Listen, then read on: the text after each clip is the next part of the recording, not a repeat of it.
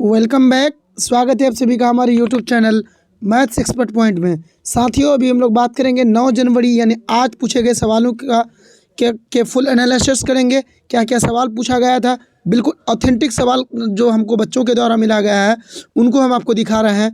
तो आप अगर आपका एग्ज़ाम कल है परसों है तो आप इन सवालों को देख सकते हैं, ताकि आपको ये आइडिया लगेगा आपने किन चीज़ों को अब तक पढ़ा है, किन चीज़ों को नहीं पढ़ा है। तो चलेंगे कि सीडीपी में क्या पूछा है, हम पहले सीडीपी को देख लेते हैं। चलिए, सीडीपी में पूछा था बच्चों के द्वारा जो बताया गया कि एनसीएफ 2005 से एक सवाल था। पियाजे का सेकंड स्टेज से कोई सवाल था, तो आप पियाजे के चारों स्टेज को अच्छे से पढ़ लीजिए। वाइगोत्स्की का स्केप फोल्डिंग जो था उस पर एक सवाल था। कोहलबर्ग का जो है उन्होंने 3 जो स्टेज दिया है और उसके अंदर फिर 6 स्टेज दिया है, तो नैतिक विकास पर उन्होंने अपनी थ्योरी दी है। इस थ्योरी पर भी एक सवाल था। आप इस थ्योरी को भी अच्छे से पढ़ लीजिए।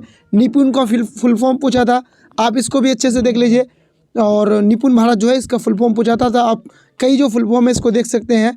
उसके अलावा एनईपी 2020 का जो फॉर्मूला है उस पर भी एक क्वेश्चन था। इसका फॉर्मूला वही 5+3+3+4 वाला।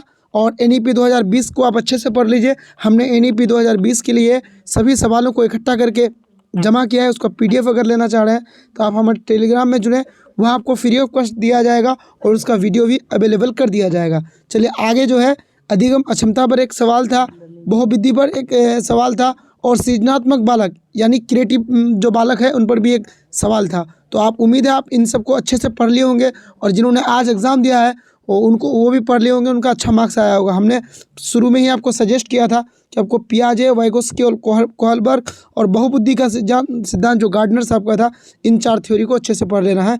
यहाँ से सवाल आपके आज भी पूछा गया है। चलिए बाकी जो मैथ्स में बच्चों के द्वारा बताया गया कि वेन हेले का सवाल पूछा गया था। ज्यामिति का सिद्धांत उन्होंने वेन हेले ने दिया था, वहाँ से कोई एक सवाल था। एरिया पर यानी क्षेत्रफल पर आयत का एरिया, ऐसे कुछ एक प्रश्न था। बच्चे ने बताया कि सर एरिया पर भी एक प्रश्न था। एडिशन यानी जोर पर प्रश्न था। सिमेट्री लाइन, ये बहुत ही मोस्ट वीवीआई है आपके नेक्स्ट आगे के एग्ज़ामों के लिए कि सिमेट्री लाइन आपको अच्छे से पढ़ना है। आज भी सिमेट्री लाइन पर क्वेश्चन था। मेरे चैनल के प्लेलिस्ट में सिमेट्री पर हमने एक पूरी वीडियो बनाई है। आप उस वीडियो को देख लेंगे तो आपका सिमेट्री का क्वेश्चन इजीली सॉल्व हो जाएगा। उसके अलावा इंटीजर यानी पूर्णांक पर भी कोई एक सवाल पूछा गया था। सोशलाइजेशन मैथ्स पेडागोजी में पूछा गया था। आईक्यू लेवल पर कोई क्वेश्चन था मैथ्स पेडागोजी में।